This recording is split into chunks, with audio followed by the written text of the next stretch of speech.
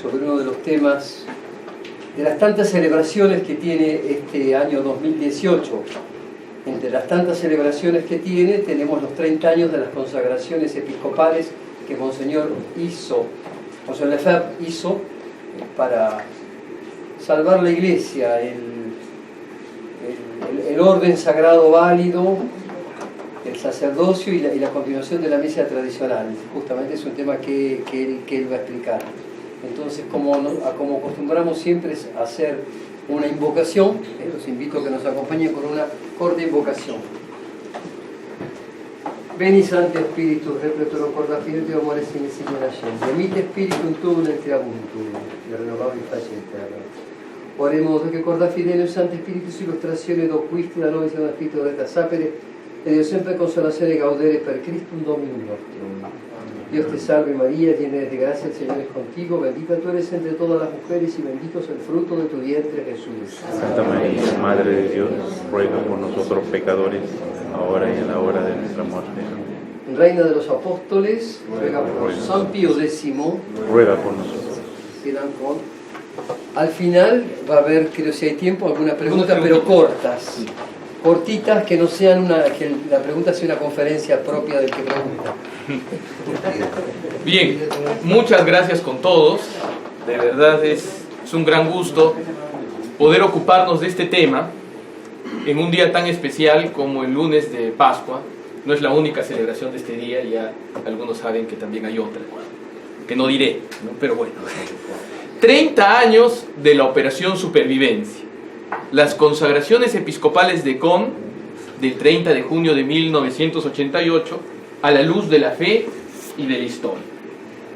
En esta conferencia procuraremos brindar una mirada preferentemente histórica y en todos los casos católica en su integridad a estos magnos acontecimientos de hace 30 años que tanto dieron que hablar a la opinión pública universal. Aunque no somos canonistas, algo hemos aprendido de la ciencia jurídica de la Iglesia al estudiar este caso. Y la hemos descubierto, como no podía ser de otra forma, plena de sabiduría y sutilidad a la hora de estructurar jurídicamente la vida religiosa de los fieles y del clero, la disciplina de los sacramentos y del culto divino. Por otro lado, no creemos que la Operación Supervivencia, es decir, el nombre que adoptó la decisión por parte de Monseñor Lefebvre de consagrar a 4 obispos que continúen su episcopado y el acto de haberlos consagrado, no creemos que esta Operación Supervivencia se agote simplemente en un acto sacramental, sino que también encierra una alta significación en el campo de la teología de la historia. Pretenderemos en esta conferencia echar luces sobre estos puntos. Pero partamos de 2 afirmaciones fundamentales que tenemos que tener siempre en cuenta como católicos tradicionales. La primera, dice el Catecismo de San Pío X lo siguiente, cito: la Iglesia es la sociedad o congregación de todos los bautizados, que viviendo en la tierra profesan la misma fe y ley de Cristo, participan en los mismos sacramentos y obedecen a los legítimos pastores, principalmente al romano pontífice. Fin de la cita. Esta Iglesia es visible, y como dice el Catecismo, este mismo Catecismo, cito: la Iglesia católica puede ser perseguida, pero no destruida ni perecer. Durará hasta el fin del mundo, porque hasta el fin del mundo estará con ella Jesucristo, como Él lo ha prometido. Fin de la cita. La primera ley de la Iglesia es la salvación de las almas. Y todas las leyes positivas, es decir, las leyes codificadas, que la Iglesia ha instituido, recogidas primero en el Corpus Juris Canonici y luego en el Código de Derecho Canónico, están orientadas hacia ese fin. Es decir, la estructura jurídica de la Iglesia positiva, es decir, puesta en un código, está orientada hacia la salvación de las almas. Eso lo supo y lo sabe siempre la Iglesia y lo saben los canonistas, aunque como veremos al final, hay alguno muy encumbrado que parece que lo olvidaron. Y el segundo punto es el siguiente, que tenemos que tener en cuenta. Dios es el Señor de la historia y existe una teología de la historia que no es más que el despliegue en el tiempo de la guerra a muerte entre la ciudad del hombre contra la ciudad de Dios, con el triunfo transhistórico de esta última y la segunda venida de Cristo, que inaugurará la Jerusalén celeste. Pero antes tendrá que ocurrir una gigantesca conmoción social, política y espiritual, que la Iglesia denomina gran tribulación. Estoy diciéndolo a grandes rasgos, ¿no? A grandes rasgos porque el asunto es un poquito más detallado, ¿no? Signada en primer lugar por la gran apostasía predicha por San Pablo y la manifestación del sin ley o anomos, que se levantará contra todo lo que es tenido como Dios, y ese será el anticristo. Allí se cumplirá la profecía que hizo nuestro Señor a su pueblo. Cito: yo vine en el nombre de mi Padre y no me recibisteis, otro vendrá en su propio nombre y a él sí lo recibiréis. Fin de la cita. El misterio de iniquidad, que ya obraba desde el inicio, llegará entonces a su plena manifestación. Entonces tenemos que tener en cuenta esas dos cosas. En primer lugar, que la Iglesia Católica es la Iglesia de Cristo y que podrá ser perseguida, pero nunca desaparecerá. Y en segundo lugar, que la teología de la historia y la revelación misma, de ahí sale la teología de la historia, nos hablan de una gran tribulación en el fin de los tiempos, signada por la apostasía. Recordemos que ya Monseñor Lefebvre, ¿no?, que de más está decirlo, ustedes lo conocen mucho, ¿no?, había resistido las órdenes del destructivo, confuso y caótico... me salté un poco. Monseñor Marcel Lefebvre escribía lo siguiente en el prólogo a su itinerario espiritual el 29 de enero de 1990, un año antes de morir. Cito: en la tarde de una larga vida, ya que nacido en 1905, he llegado al año 1990, podría decir que esta vida se ha visto marcada por acontecimientos mundiales excepcionales. 3 guerras mundiales: la de 1914 a 1918, la de 1939 a 1945 y la del Concilio Vaticano II de 1962 a 1965. Los desastres acumulados por estas 3 guerras, y especialmente por la última, son incalculables en el orden de las ruinas materiales, pero mucho más aún espirituales. Las 2 primeras han preparado la guerra dentro de la Iglesia, facilitando la ruina de las instituciones cristianas y la dominación de la masonería, la cual llegó a ser tan poderosa que logró penetrar profundamente, por su doctrina liberal y modernista, en los organismos directores de la Iglesia. Fin de la cita, ¿no?, de su itinerario espiritual, que es un texto que dedica, me parece, a sus seminaristas, ¿no?, y que es como uno de sus compendios últimos y más elaborados de su pensamiento. Fin de la cita, ¿no? No he encontrado mejor síntesis de la historia del siglo XX. En los últimos 100 años vemos la definitiva destrucción de los diversos círculos concéntricos de protección, tanto en el orden temporal como en el orden religioso de la Iglesia. Aunque en algunos momentos pareció que esa tendencia podía revertirse, el curso de acción de este proceso se mantuvo. Una lectura aún superficial de la historia de la cristiandad nos presenta la imagen del trono constituido como escudo del altar.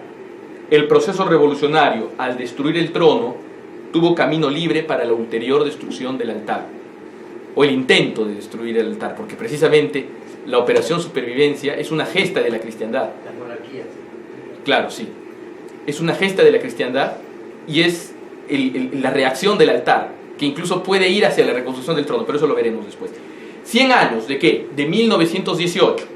¿Qué ocurre en 1918? La última gran monarquía confesional, que había sido hace 112 años, hasta hace 112 años el Sacro Imperio, es decir, el Imperio Romano Católico, había sido destruida por la Primera Guerra Mundial y por el proceso revolucionario que ya se venía gestando en sus orígenes desde la Reforma Protestante y más manifiesto desde la Revolución Francesa de 1789, que es la gran herida contra el orden de la cristiandad, que es el orden social, el orden político, según el Evangelio, ¿no? Y vemos cómo al ser destruidas estas monarquías, al ser destruida la cristiandad, quedan residuos de la cristiandad que van siendo cada vez más copados, hasta que al final el designio de la revolución no es simplemente un designio político, es un designio ante todo espiritual.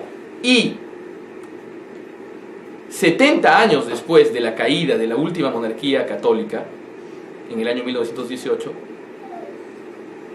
es que cuando ya la situación ha llegado a ser tan crítica en el corazón mismo de la iglesia, es que ocurre la operación supervivencia. Y hay que tener en claro esto, porque ya lo vimos en la conferencia de noviembre, me parece, que si queremos estudiar el proceso revolucionario que significa el Concilio Vaticano II, tenemos que estudiar todos los otros procesos revolucionarios. La revolución rusa, la revolución jacobina de los liberales franceses, la revolución protestante, que es una revolución también, y incluso la revolución ecologista, pansexualista de esta época, que ya está también entrando a la iglesia, ¿no es cierto? Como ustedes ven, Amoris Laetitia y todo este tipo de fenómenos tan destructivos. Pero volvamos a nuestro tema. De acuerdo al testimonio del padre Paul Olanier, que era un sacerdote de la fraternidad muy antiguo, ¿no? que fue uno de los fundadores, de los primeros seminaristas que se acercan a Monseñor Lefebvre para pedirle que los ayude, ¿no? Cuando se va a producir la fundación de la fraternidad. De acuerdo al testimonio del padre Paul Olanier, fray Roger Tomás Calmel, de la Orden de Predicadores, un gran dominico francés que defendió la misa tradicional, murió lamentablemente muy temprano, pero fue una de estas almas que tuvieron una especial visión de lo que se iba a venir. Escribió en 1974 una carta a Monseñor Lefebvre.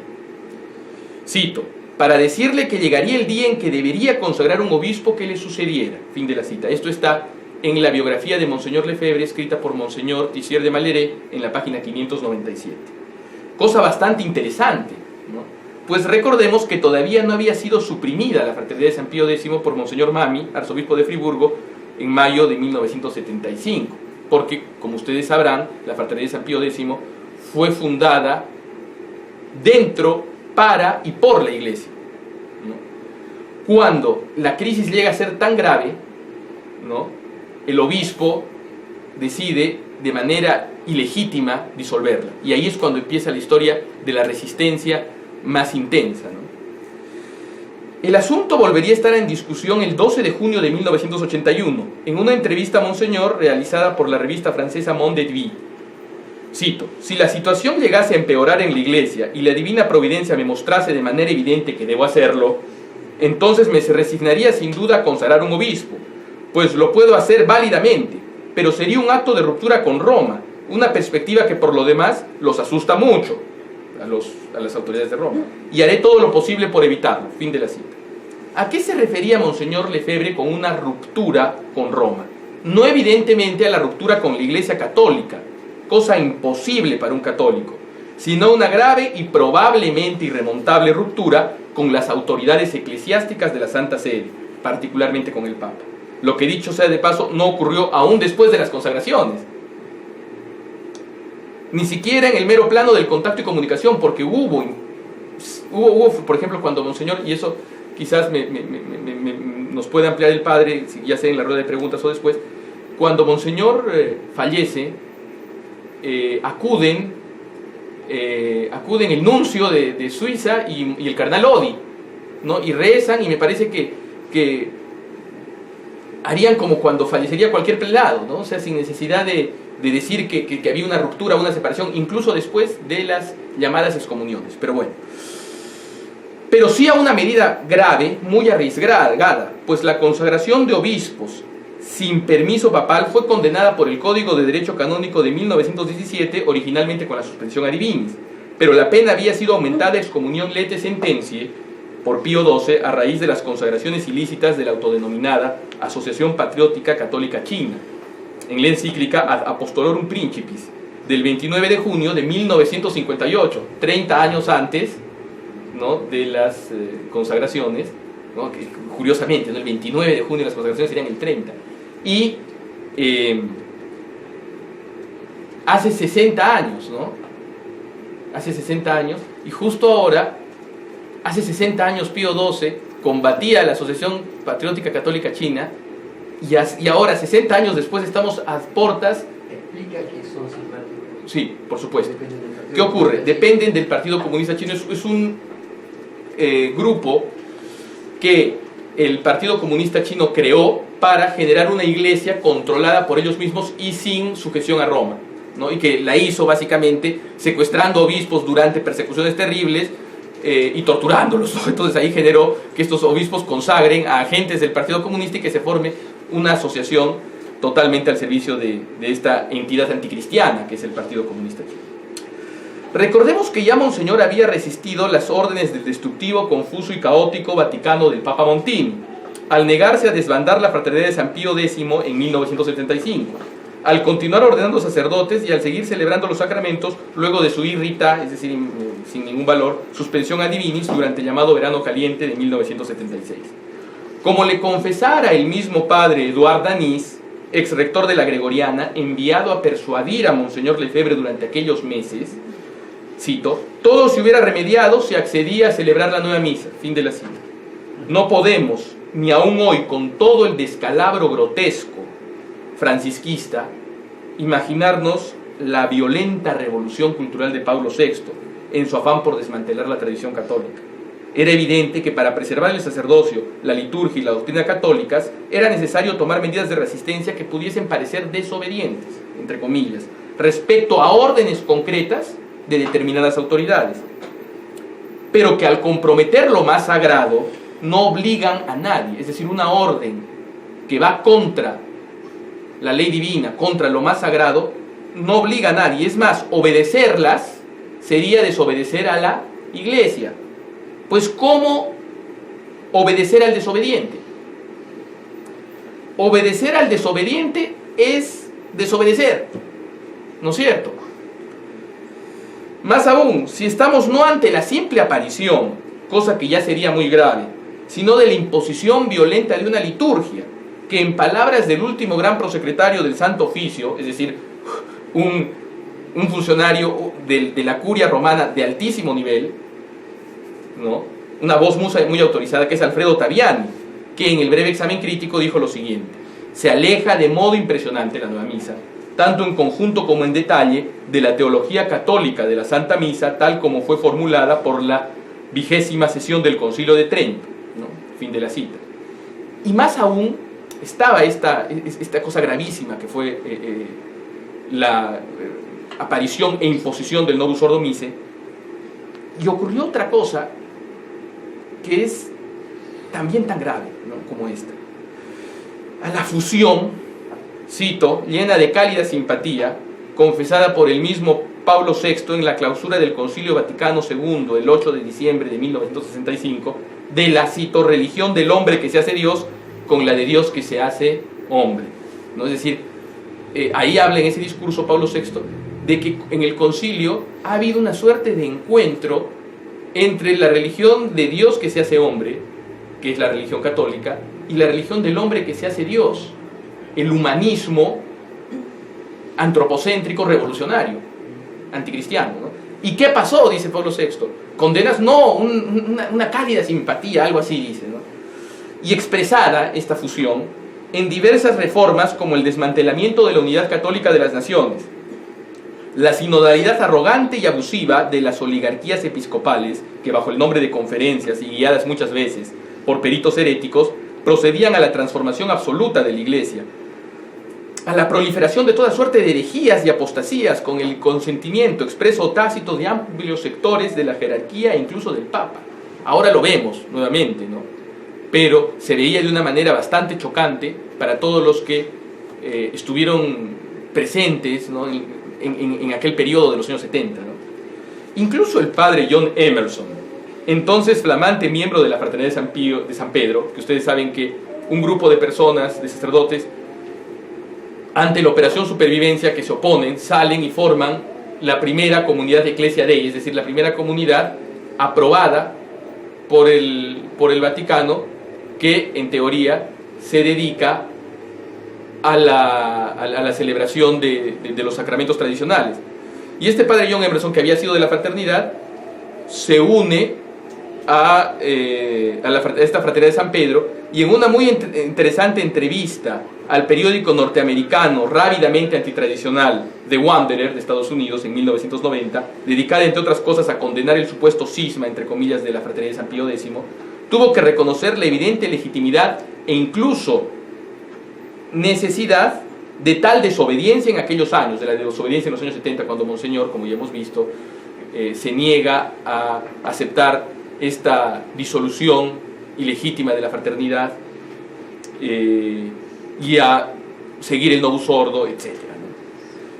Era una desobediencia que muchos de nosotros estábamos dispuestos a continuar y a cometer, porque creíamos que era absolutamente esencial para la vida de la Iglesia, para la salud de la Iglesia, que la liturgia tradicional continúe y no simplemente desaparezca, como parecía en aquel tiempo que la única manera, que era el único camino hacia el que iba a conducir todas las reformas, ¿no?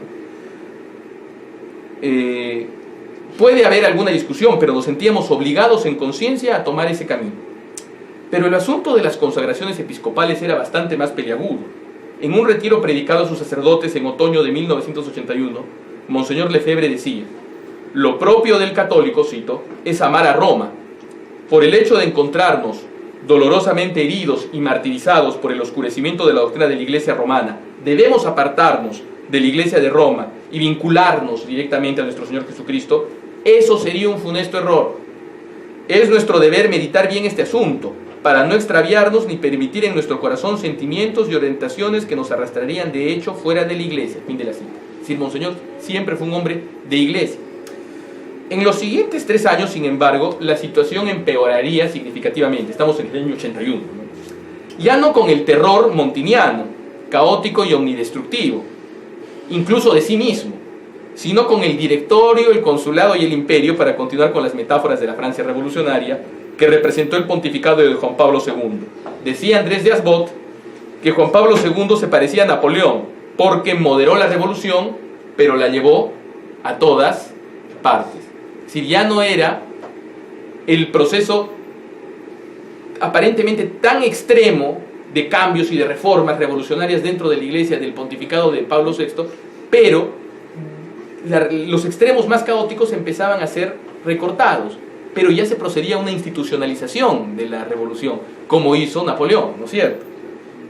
Así tenemos, junto con cierta relativa moderación del caos de los 70s, la institucionalización de la revolución a través de la promulgación del Código de Derecho Canónico de 1983, que, por citar solo 3 ejemplos, abre la puerta a la intercomunión con acatólicos, desordena sutilmente los fines del matrimonio y desliza un proceso de sinodalidad en la constitución del gobierno de la Iglesia. Todo, claro está, a través de subterfugios y ambigüedades, y silencios luego parchados de manera chapucera, explicitados, por ejemplo, en el vergonzoso rebajamiento de las penas a los delitos clericales contra sextum, o en la desaparición de la condena explícita a la masonería, parchada ante el escándalo con una ulterior nota aclaratoria de la Congregación para la Doctrina de la Fe, pero que dejó evidentemente la ambigüedad, ¿no?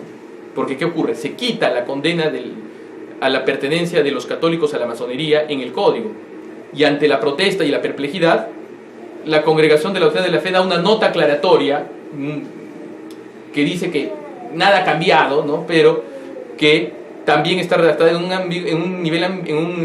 un sentido ambiguo, y que sirve para generar, si se fijan, el famoso mecanismo del policía bueno y el policía malo. No sé si ustedes se acuerdan de eso, ¿no? Cuando un delincuente es capturado por la policía, para ablandarlo, aparece un policía que le dice: te voy a matar, te voy a agarrar a palazos si no confiesas. Y luego aparece otro policía que le dice: no, confiesa porque mi amigo es malo, yo te quiero ayudar, etc. Entonces, generar esa ambigüedad, ¿no?, para la confusión mayor de la feligresía. También causó mucha impresión en el ánimo de Monseñor y en todo el mundo católico tradicional algo casi olvidado en nuestros días: los sucesos que ocurrieron en la diócesis de Campos, producido el retiro de Monseñor Antonio de Castro Mayer en 1981. Monseñor Navarro, su sucesor, cerró el seminario, expulsando a los seminaristas, violentó el sentir general de los parroquianos y las mínimas exigencias de la justicia al desalojar a todos los párrocos, provocando protestas generalizadas.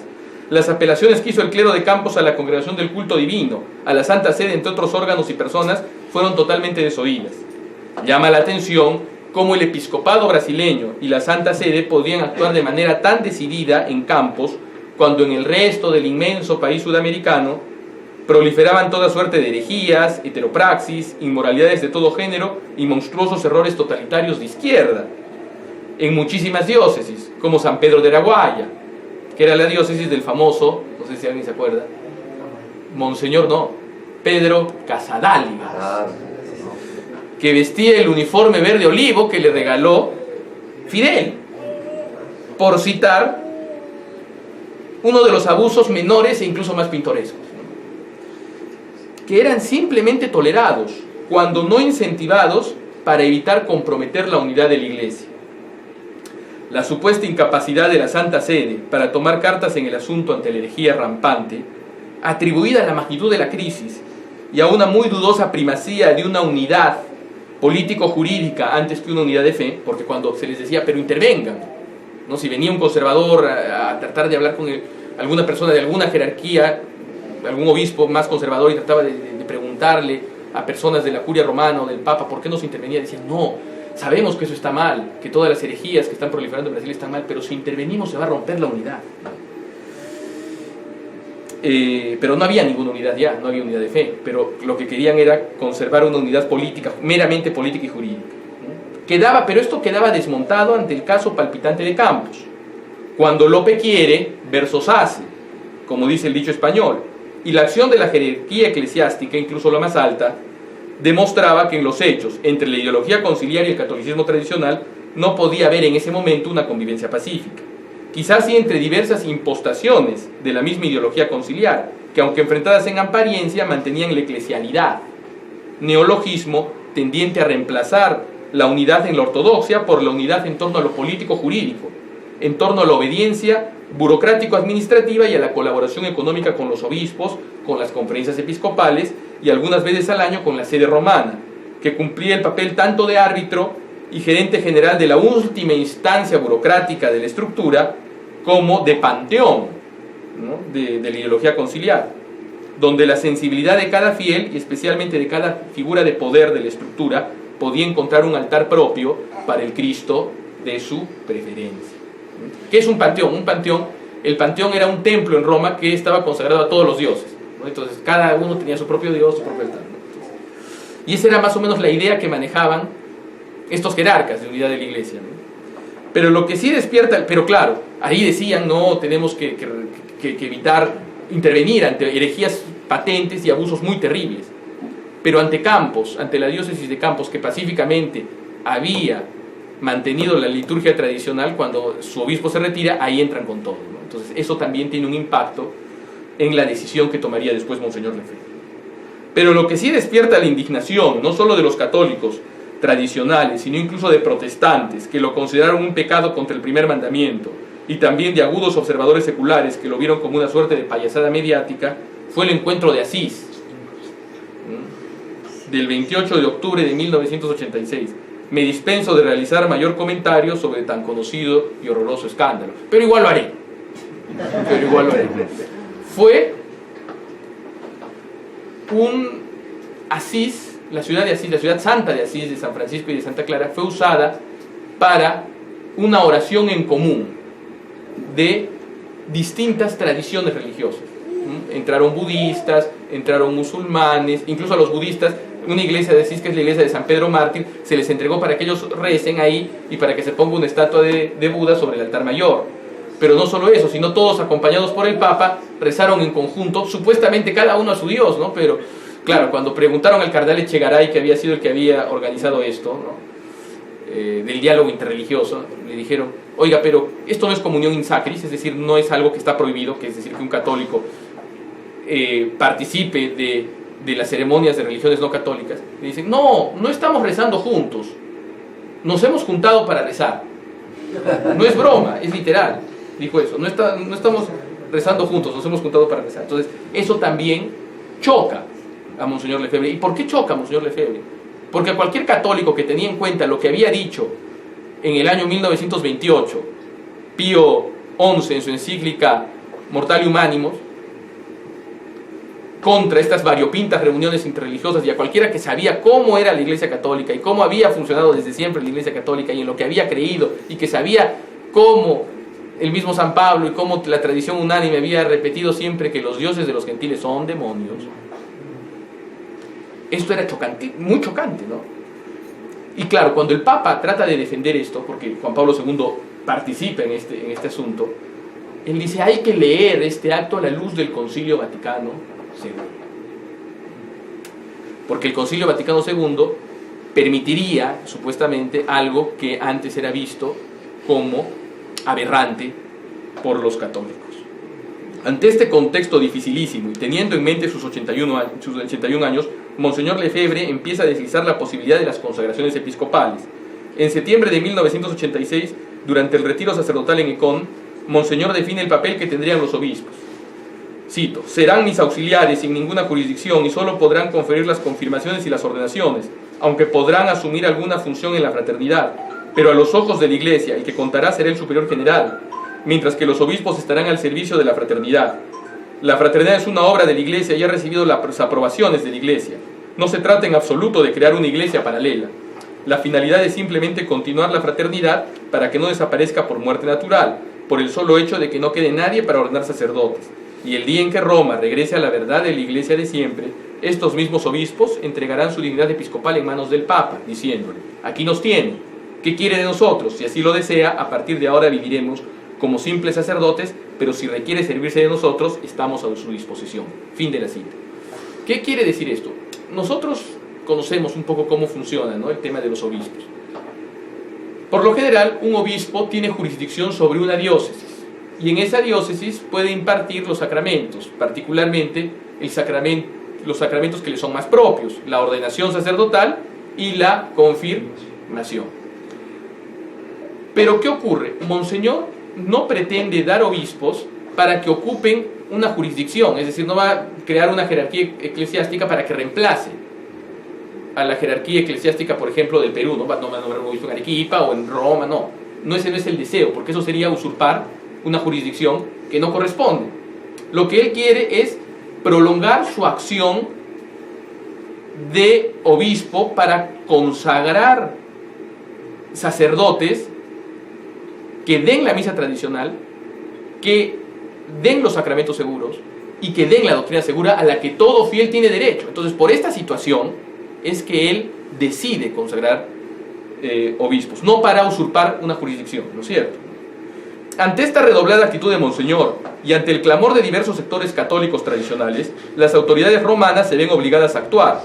En marzo de 1981 se dignan responder a las 39 dudas que 2 años atrás Monseñor había mandado a la Congregación de la Doctrina de la Fe sobre la discordancia existente entre la doctrina de la libertad religiosa del Vaticano II y la doctrina tradicional de la Iglesia. Esta doctrina de la libertad religiosa había permitido, y era lo que estaba detrás del aquelarre de Asís.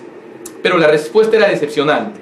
Era el mismo estilo de ensayo bicéfalo, de lenguaje magisterial contemporáneo, que ya no define, sino que propone, que matiza, que dice en cierto sentido, que hace uso de toda suerte de subterfugios retóricos para no definir nada y para decir algo que puede ser entendido de manera ambigua, ¿no? Pero ¿qué ocurre? Es curioso, porque cuando ya empieza a generarse, después del escándalo de Asís, un mayor deseo por parte del mundo católico tradicional de que Monseñor prolongue su acción episcopal a partir de la consagración de nuevos obispos, y cuando Monseñor ya lo empieza a considerar de una manera más sistemática, es cuando